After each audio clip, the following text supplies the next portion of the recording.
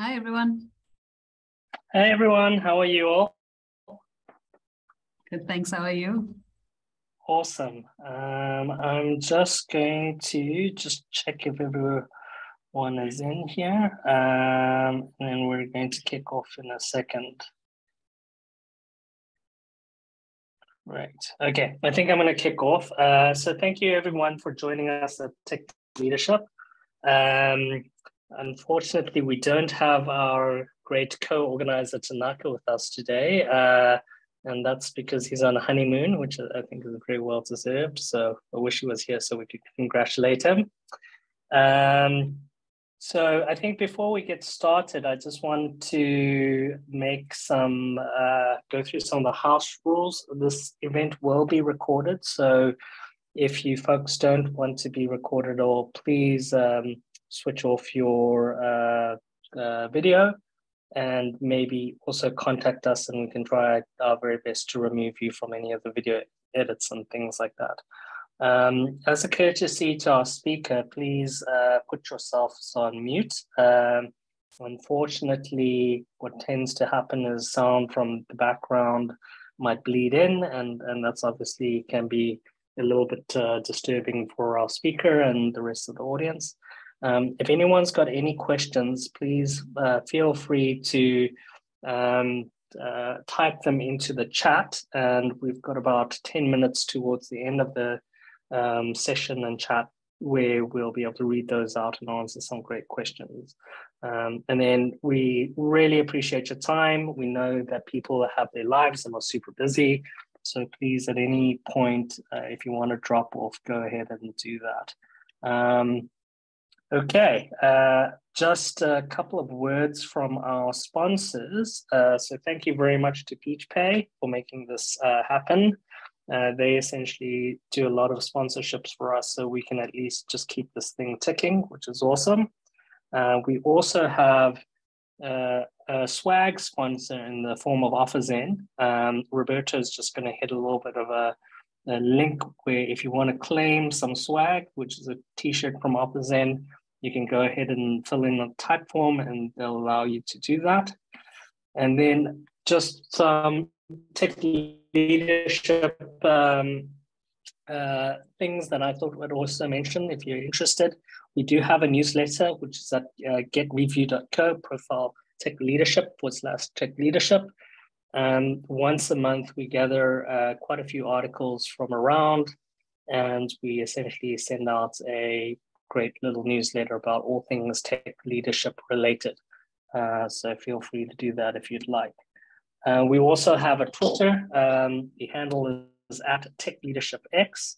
So please, if you like what we do, go and support and follow us. And we, again, tweet a lot of tech leadership quotes or articles that we find are quite helpful for everyone.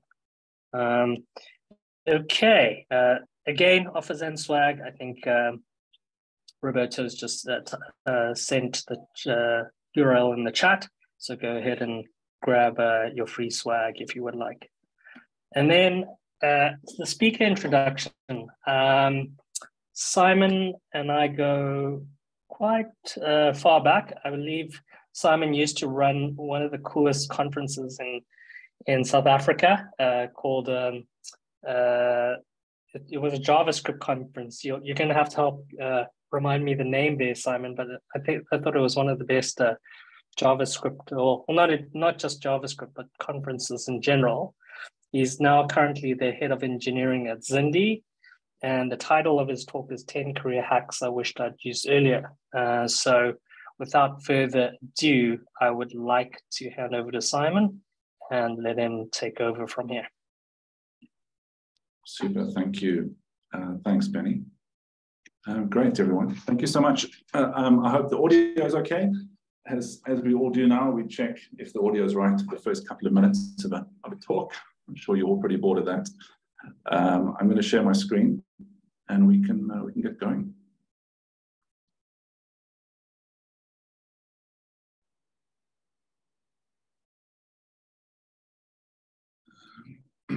Cool. Benny, just confirm you see the slide? Yeah, it's all good. I see 10 career hacks I wish I'd used. There we go. Yeah, super. So thank you very much to Benny and to all the organizers for agreeing to have me here. It's been a weird couple of years, and it's one of the first times, I guess, that we've all had the same weird couple of years.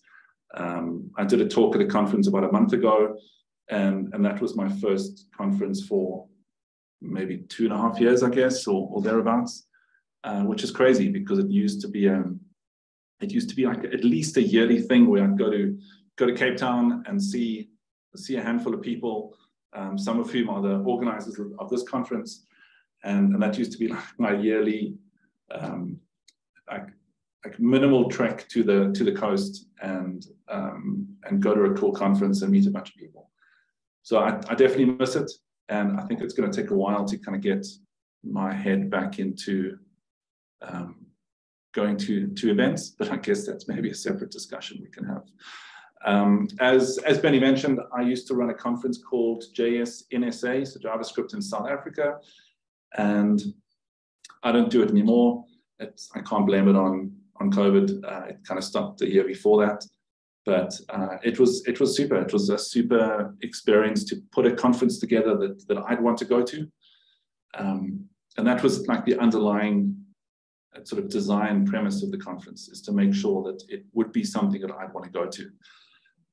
So lots of effort went into all the bits and pieces that often no one would see or appreciate, which kind of would kind of get to me subtly. But I mean, you can't like make people notice like the small things. It's just would be a bit silly. And also lots of like effort into welcome packs and things like that. But yeah, that's not what we're here for. This is a talk about career hacks that I wish I'd used. So this is not me giving anyone advice. This is me admitting things that I wish that I'd done slightly differently. Some slightly differently, some significantly differently. That kind of varies depending on the advice. So yeah, I hope that there's something in here that is that you can relate to. There we go. There we go. Just wondered what happened to my keys. This has no context, just a picture of my dog, who's getting really old, but she's been around, and she's lying on top of a bunch of power cables. So let's hope it carries on.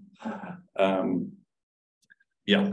So anyway, that's without any context, is a picture of my dog. So in terms of history and a bit of an alternate reality, this talk I initially did at Ruby Foozer in 2019, beginning of 2019, which was a year before a whole bunch of things happened. So it's quite a different talk. There might have been some people that attended it a couple of years ago. This is a different take on it because of a whole bunch of stuff that's happened.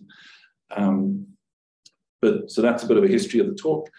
In terms of my experience, I've been lucky enough to work in a whole bunch of different companies, doing a whole bunch of different things, and working in different roles, some in leadership, some not in leadership. And it's pretty much always been technical and hands-on, which I've really enjoyed. I always had this sort of perception that you couldn't remain in a technical role beyond a certain sort of artificial time. Maybe that's true, and maybe I've just overshot it and no one's told me. But I don't think that's really the case. I think that there's so much context that people can bring that have been around a while, and I think it's always useful. So yeah, so I'm very much hands-on from a tech point of view, and I've really enjoyed the work that I've done. Ironically, not having done much Ruby. I think I've spoken at more Ruby conferences than I've shipped Ruby code, but I mean, we'll get there. So why did I put alternate reality here? I think based on what's happened over this period of time, I think it's shown that the people that are in tech and have been able to just work remotely without any kind of hiccups, really, just in terms of being able to work, are hugely fortunate. And it's often easy to kind of forget the fact that we're so fortunate to be working in this kind of world where we can just continue to work. And, we can set ourselves up with a nice office at home and do all the things. And we don't have to worry about, all of the kind of realities that a lot of other people have to face when they get work done. And I think it's just an opportunity, certainly for me, to be really grateful about that. Remote working is obviously not a new thing. It didn't get invented in the beginning of 2020. I think for a lot of companies, it was brand new. For me, I was lucky enough to have worked remotely a fair amount leading up to that over the years. I think for the longest time, my neighbors thought I was unemployed because I would hover around at home and wear tracksuit pants and old t-shirts and things like that. I think that's probably still the case, but it's just become a lot more of a norm now that everyone works at home. So that's been really cool. But it is very much an alternate reality. It's not, I don't think, how the real world kind of functions. Yeah. Let's go to the next one. So the next point really is around this concept of a beginner's mind. And this kind of overlaps a little bit with this idea of mindfulness, which is a concept that's been around 1,000 years and was kind of jumped on by some sort of management consultants more recently, and it became this kind of big thing. But the idea of beginner's mind is the ability to go into a problem and go into a setting with a mind that's not kind of hampered by previous conceptions and previous things, and to really try and have a kind of clear slate when you go into a problem. And I think that's such an important concept that often gets overlooked. And I'm certainly guilty of it, where I'll almost have the solution in mind before I hear the problem. And that's a really bad habit. And I think particularly when it comes to technology, often customers want to get a quick answer and a quick idea and a quick way forward. So you kind of take your bag of tricks with you and you're ready to kind of pull something out. And I think the better approach is to have this concept of a beginner's mind, where you just have this open, completely open mind when you go into something. And I really find that if you can do that in an intentional way, I find that you can have much better conversations and potentially get much better solutions as well. So that's this idea of beginner's mind. There's a couple of books around that, but honestly, that's the sort of crux of the idea. Let's go to the next one. So the next one is actually, and it's intentionally misspelled, or misspelled based on kind of South African spelling. And this was from a Chris Rock special on Netflix. And one of the things that he said is this idea that in a band, sometimes you're the lead singer and sometimes you're the person with the tambourine. So my interpretation of that is, sometimes you're leading things, sometimes you're the follower and you're doing kind of more simplistic things and not necessarily kind of leading the show. And that's something that I wish that I'd done more of in my career. Certainly, more recently, maybe in the beginning, it's a lot easier to follow the whole time and not really worry about trying to lead. But the knee-jerk reaction when you get more experienced is you almost default to a position of leading. And I don't think that's always the best approach. I think sometimes being able to alternate between leading and following is probably a much better way of doing things. And that's definitely something that I try and do more often, and I'm trying to be more intentional about it. That there's going to be meetings where I'm not the best person to lead things, or there's going to be technology parts that there are better people to lead things, and it's a good idea just to take a little bit more of a back seat. It doesn't mean that you're not interested, it just means that you're not trying to run things the whole time. And I'm sure we've all been in situations where someone's continually trying to lead things, even if they're not the best person for it. And that's definitely something I'm trying to be more conscious of. And it also comes down to doing the simple things right over and over to kind of make sure that you're able to do those kind of more basic tasks. I don't think there's anything wrong with that, and I think it's a really important attribute in someone. Even an attribute in a leader is the ability to kind of not necessarily lead the whole time, but to be able to take a little bit of a backseat. And yeah, that's pretty much what this one's about. One of the things that I did early on in my career, I was working at a startup, and I had this notion in my head for some reason that I wanted to be an architect. I don't know where that came from. I think it was this perception that going from whatever role I had into this sort of mythical architecture role would somehow kind of elevate my career or elevate whatever it was. But I think in hindsight, what would have been a better approach is not to try and kind of jump up the ladder too quickly, and rather be happy to not lead in that situation, and rather just be the person doing the more sort of simpler tasks in that respect. One of the is one chap on Twitter that I follow. I'm sure a lot of us follow, is Dare Adesango. And one of the things that he said recently, which I thought was really, really clever on Twitter, is a key difference between startups and big companies is that you don't have to worry about career progression in a startup when everyone expects to become a millionaire at the IPO. I think it's much easier in a startup to kind of take that secondary role, where you don't worry so much about leading and kind of running things, but rather kind of just getting the work done. I think in a corporate environment, it's a lot more difficult because you kind of want that progression. So I think it depends on really kind of where you work. The two mindsets of corporate world and startup world are pretty different. I'd kind of say that they're pretty incompatible in some ways. So maybe kind of your mileage will vary on that. Cool. So the next one is around difficult conversations. So I'm sure a lot of you have heard this idea that leaders eat last. So that idea that, well, exactly what it says is that leaders eat last. But I think an extension of that is that leaders should actually talk last as well. So often I've been in meetings, and I've been guilty of this as well, where you're kind of first off the block to give your opinion. Whether it's a good opinion or not is irrelevant. I think making sure that the floor is open for people, particularly people that maybe haven't had a voice in a previous meeting, I think is super important. You want to get as many eyes on a problem and as many people invested in finding a solution as possible.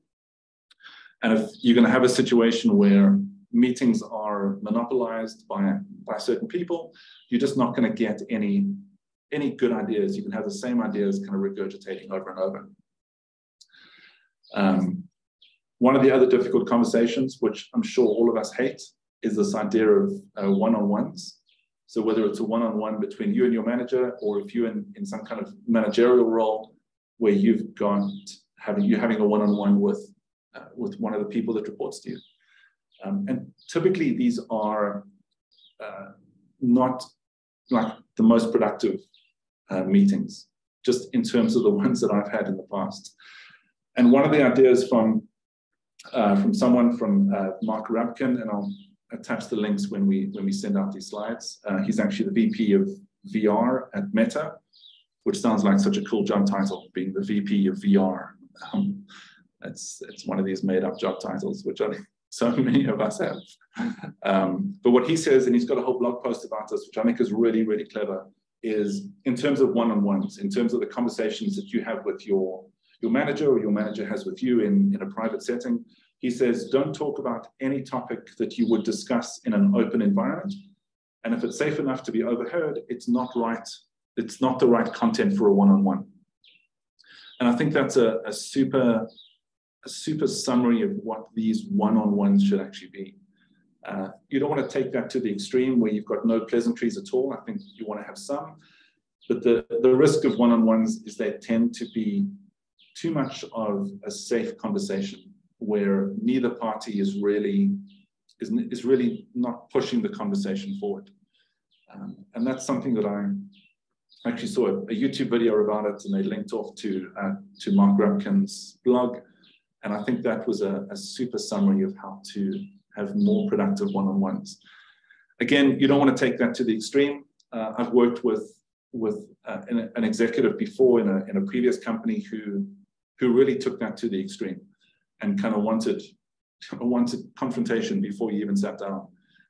I think maybe he misread the same management book that I read, or maybe kind of skimmed through it and didn't really get the gist of it. You don't want to have conversations like that. You don't want to have conversations that are so antagonistic that, you know, that somebody cries at the end or something. That really is not the kind of environment that anyone wants to work in. But I think the crux of that idea, where you make sure that you don't have conversations in as part of your one-on-one that you could have in an open environment, I think that's a really, really interesting kind of litmus test of what you should be talking about and what you shouldn't be talking about. But again, you don't want to take that to the extreme. I also think it's really useful to follow up these kind of conversations, whether it's the manager to the person reporting to them or the other way around, to follow it up with some kind of action items in an email of some sort.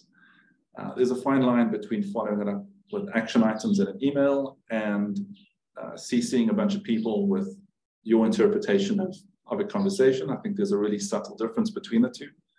But making sure that there's some kind of record of what the action items are is really important. You know, there's nothing worse, and I've been in several situations where I've had a difficult conversation with someone that reports to me in previous companies. And sometimes you finish the conversation and you think that you've achieved what you needed to achieve, and that, you know, X, Y, Z is going to happen as a result. But often the person on the receiving end probably has a completely different perception. They probably have a perception that they're doing fantastic, and let's like tweak one or two things, and then, you know, there will be this big bonus at the end of the year. When your interpretation was you've kind of given them the sort of final request to kind of deviate from some path that they were on. And that's where it's really important to follow up with action items, because otherwise you really get that risk of misinterpreting. Cool. The next one is, as you can imagine, there's kind of two angles to this. The one is not working with assholes. And I think that's so easy to say. It's so easy to, it's not that easy to say because they probably have to edit it out when they edit the video. But it's an easy thing because no one wants to work with people like that. You know, it wouldn't occur to you that you would want to work with someone who had those kind of attributes. And there's even, you know, a couple of books on the topic, which I would actually recommend taking a read, because I think it's something that helps you kind of pinpoint if maybe there is someone with those qualities around you that shouldn't be. And I think that's something that's kind of been spoken about a fair amount. The flip side, I think, is also really important. I think if you're going from team to team, or you're going from company to company, and you keep having problems with everyone around you, it may be a time to maybe have a bit of introspection and just figure out, either you're the most unlucky person ever that just happens to have chosen the worst possible teams or the worst possible companies, which is possible, or perhaps there's a bit of kind of legacy dragging around with you that maybe you need to address. So this one, again, is kind of from both sides, is don't work with assholes, but also don't be that person as well. And I think we've all, to some degree, kind of got to that sort of threshold just because of whatever. And I think it's something that's just worth keeping in mind. You know, it's too easy to take your kind of bad day from home and take it into the office. And I think it's just important to kind of keep it in mind. Possibly worse nowadays because we don't have that physical separation, or at least those of us that are working at home. So you don't have that sort of ritual of driving 30 minutes or whatever it was into the office and being able to kind of clear your head. So just something to kind of keep in mind. And that's not me pointing fingers at you. That's me saying, this is me. I'm the person that's needing the advice to varying degrees. All right. Let's just see where that went. So the next one is a little bit of tongue-in-cheek. I don't actually do this, just in case anyone's going to quote me. But it is something that I try and live by, which is really strange. And it's this, and I try and instill it in teams that I work with, but I do it kind of subtly because it's not really intended to be an actual thing, just as a bit of preamble. And that's this idea that when you're on a project, you shouldn't be updating your LinkedIn profile. And what I mean by that is, if your intention is to grow your LinkedIn profile on a project, invariably some of the decisions that you're going to make on a project are going to be to choose really cool technology and really cool new things and rewrite things in a certain way in order to kind of fluff out the LinkedIn profile. So again, I'm not really saying that you shouldn't do that, but just as a bit of a checks and balances. And I've certainly been guilty of it.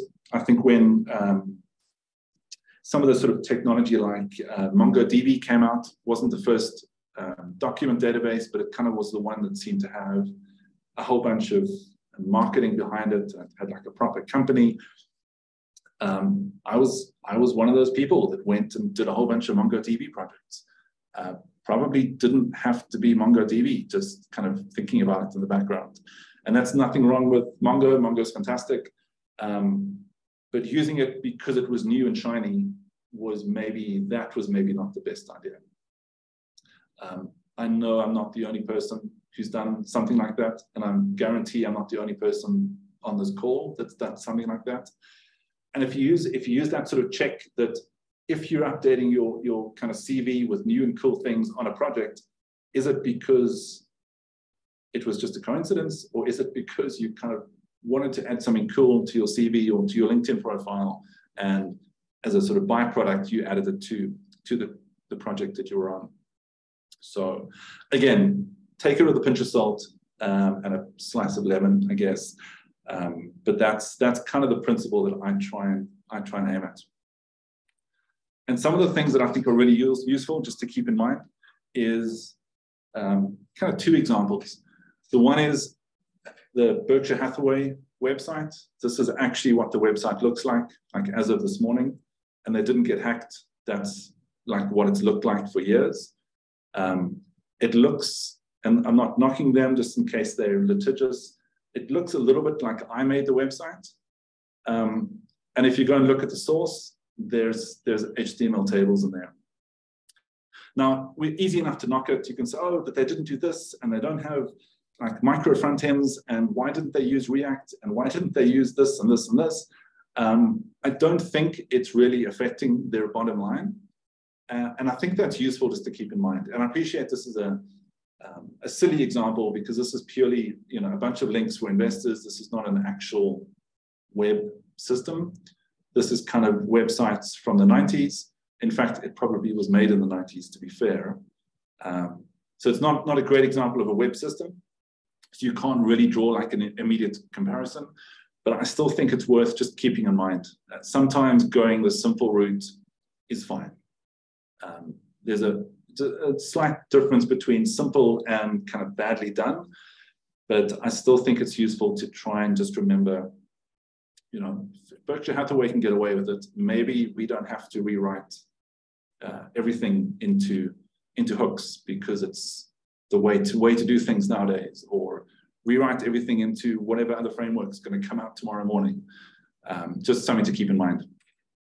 Another example, which I really enjoy and I really recommend people follow, if you're not following Peter Levels, is Peter Levels on Levels.io on Twitter.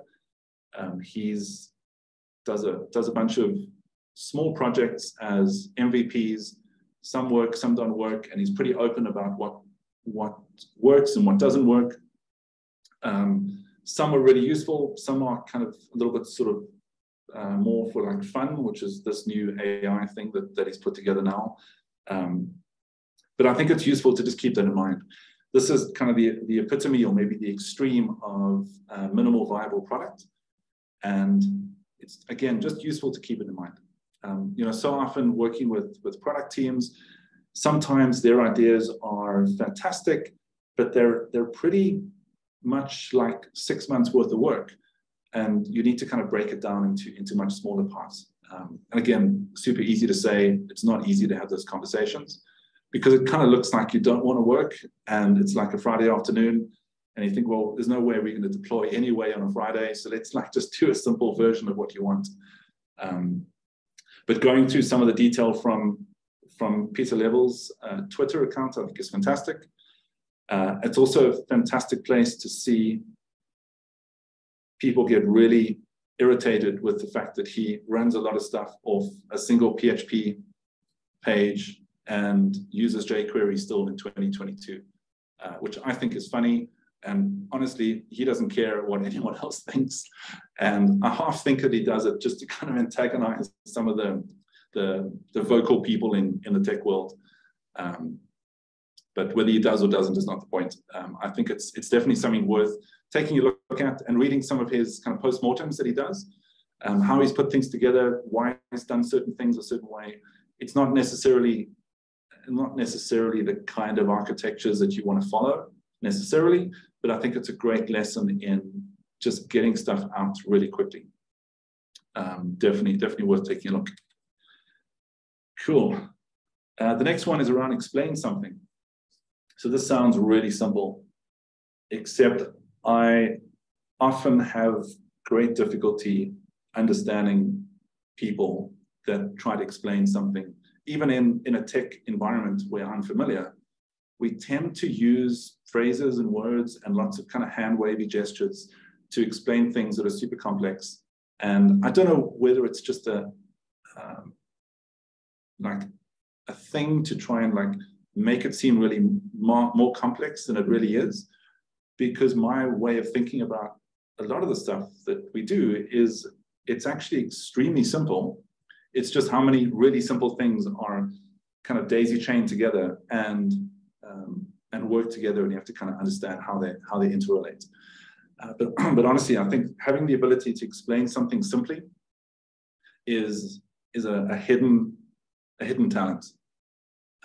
Even if you're explaining to colleagues, being able to break down complexity and just explain things like naturally, like to another human being, is a skill that I think we lose. And I think we lose because maybe we spend too much time speaking to people that think the same or kind of use the same words or the same terms, and trying to explain something to someone that's not like deeply in technology is a super useful skill that I think we just lose because we're just not used to it. But being able to explain things to like an executive board or senior people in leadership who maybe aren't that up to speed with technology, and being able to explain things in a simple way is a superpower, I think. There's a slight distinction between that and patronizing, obviously, but again, being able to break down complexity into small parts is really important.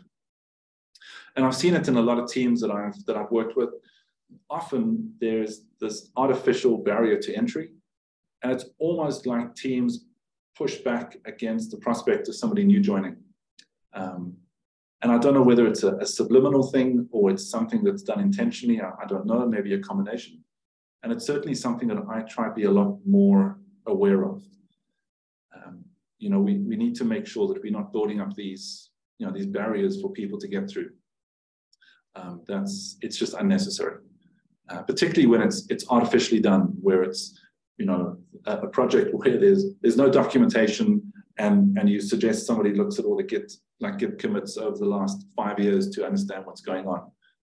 That's an example of really setting the bar unnecessarily high, and all you're doing is you're just creating these barriers to entry. So again, being able to explain something in a simple, direct way, I think is a superpower that more of us need to have. The next one is being able to do an honest self-review at the end of a year. This is not, I've got lots of opinions about some of the agile offshoots that have happened over the last 20 years. So I'm not going to go down that route. So I'm not suggesting that you do like a retrospective. Don't do that. But in terms of doing an honest review at the end of the year to see how your year's gone, I think that's an incredibly important thing to do.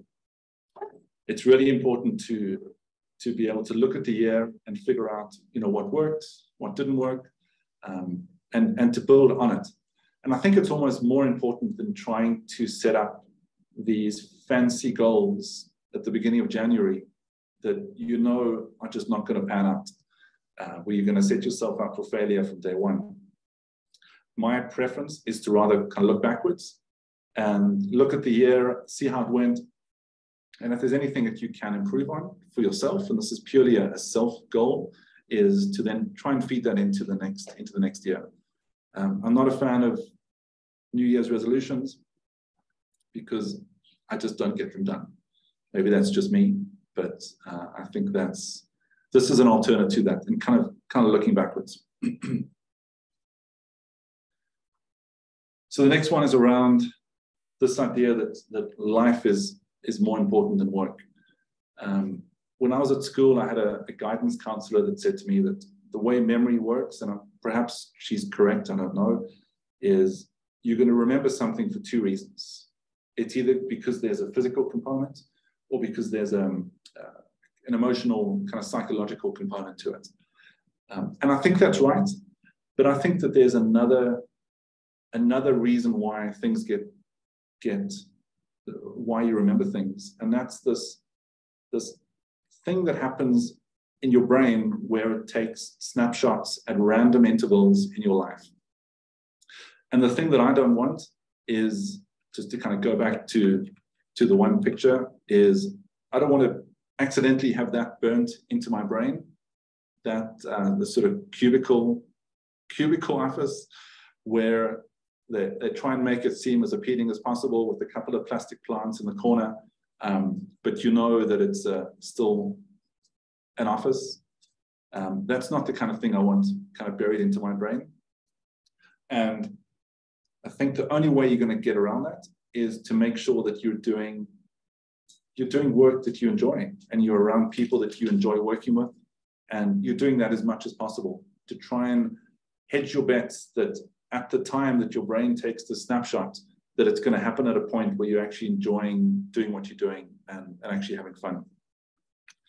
And I'm certainly guilty of this as well, where you see all of these great pictures of these fantastic workspaces, but all they're really doing is they're kind of creating this barrier between where the person is and the sort of great outdoors, or enjoying being outside. Again, I'm guilty of this, so this is not me giving advice. This is just me saying, for me especially, I need to be aware of that. I'd rather, keep my computer at home and go for a walk, as opposed to taking the laptop and sitting at a coffee shop or something. Again, it's not necessarily something everyone can do, but just something to kind of keep in mind. I want to make sure that the things that I remember in 10 years or 20 years or 30 years or whatever it's going to be are going to be good memories. And one of the ways I can try and do that is try and make sure that I'm enjoying as much as I can, as much as I can. It's not going to be fantastic the whole time, but just making sure that you're trying to kind of set up yourself so you're enjoying as much of the work as possible.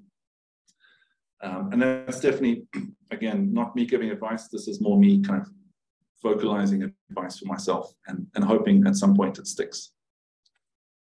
Cool, everyone. That's it. Thank you very much. Awesome. Thank you so much, Simon. I think it's always great to hear the wisdom and the learnings of folks who've done it for a few years, and there's definitely a lot to draw out from there. I think there's a couple of questions. I thought I'd just run through them, and there's also just a couple of comments which I think are great. I had a question. I think when you were talking about the tambourine sort of situation and when to lead and when to follow, I'm not sure if anyone else has ever had this situation, but for myself personally, I've been in a situation where I've been a manager or a leader in a particular space. And then personally, I felt I was not in a good space to be a manager or leader because you obviously take on quite a lot of, you have to be fairly empathetic, and sometimes you just need to be a bit selfish for whatever reason it is. But what happened in that particular team was there was this memory or bias or expectation that I'd carry on being a manager. I was just wondering how do you handle that, and how do you essentially try to, even in a particular environment, how do you let someone else take the lead or whatever the case might be? Do you mean in a specific meeting, or do you mean in general you're in a role that isn't suited to you or isn't suited to you at that point? If the latter is a role that isn't suited to me for that point. Yeah, Benny, I can kind of give you my 2 cents. I doubt it's going to be the right 2 cents. And I think it's something you've got to, not now, but I mean, at that point, the ideal is to have brought it up with the person that you're reporting to and just be honest about it. Because it could also be a bit of an imposter syndrome. Maybe you were just needing somebody to kind of reassure you, maybe. But maybe not. Maybe it's one of those scenarios where, someone moved out the way and someone moved into that role, and it was just based on the kind of Lego of people moving in and out of a company, and it wasn't necessarily the right thing. But I think being as honest early as possible is great. It doesn't always result in the best thing. But I mean, that's my suggestion. Awesome. I think that honesty and authenticity, I think, is a really good point. So I think, thank you, Simon. I think then the next, it's not a question, it's a statement. Leonie says, I agree. It allows others to open up and know that the manager leader will listen to and be able to give feedback, knowing how the team room responds to ideas or suggestions. I think that was as a statement to one of the things you mentioned, which is great. Then Candace Solomon says, I agree. When I was a developer back in the day, I used simple English language and my customers absolutely loved it. It makes them feel comfortable and like they can trust us more with it. Very important stuff. I think that was to yours explaining things simply, which I think was awesome. And Roberto, you have a question here. I don't know if you want to ask it yourself. Sure. I do have little kids playing drums in the background, so it's not my mixtape. I just said, I've always struggled having these really difficult conversations in one-to-one settings, just because, you at that point are engaging, knowing that you're going to say something that might affect that relationship going forward from that point on. But I've also had the experience where I've been like very candid, it's gone to the point where now it's like quite serious. You want to have that open conversation, and in doing so, you also invite that feedback and have gotten it. And so one of the things I've started doing was, asking for very difficult feedback or conversations. And I was just wondering if you've experienced that, where you were wanting to like have a hard conversation, but you ended up walking away with like a lot of feedback yourself. Yeah, I mean, I think there are two things here. I think the one is if you're going to sit on feedback for 6 months and have like a biannual one-on-one with someone, I think that's always going to be a fail, because by that point it's too late. Don't tell me I've been doing something wrong for 6 months or 3 months even, or a month even, because by that point you've you've gone down a road that you shouldn't have gone down, and there's been some sort of consequence as a result. So I think if you're having a one-on-one session, like once a week, I think once a week is really important. It keeps things light because of the fact that you're not trying to dig into a whole bunch of things in history. And I think fairly often, it's much easier to say to someone, you've had a bad week. How can I help? And what's going on? And how can we make next week better? Do you need some time off? But to say to somebody that you've had 6 months of bad, had bad 6 months, that's a completely different conversation. So I think having weekly one-on-ones is really important. If people feel that that's too much, I think that's a warning sign that there are too many people reporting to one person. So I think that kind of naturally keeps that small.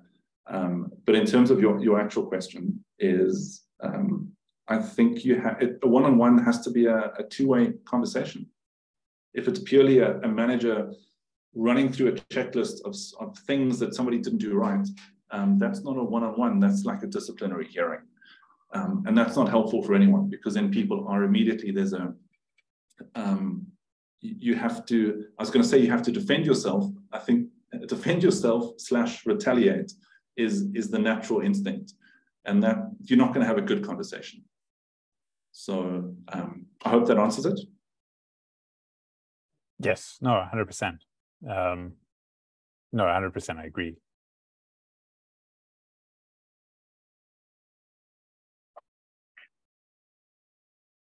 Awesome. So, Theo, is that the last question? I think that's the last question we've got. Does anyone else have anything else before we close off? Okay, so I think that's it. So thank you very much, Simon, for giving this talk. I think some of those tips I think are super helpful. I definitely have a couple that I'm going to take away for myself. And I think the community definitely appreciates a lot of the wisdom that you've shared with us today. As customary, Matchbox Solutions gives away a book to the speaker. So we'll be in contact in the next couple of days to figure out what book you want, whether it's an Audible, hard copy, or a Kindle book. We'll get that through to you.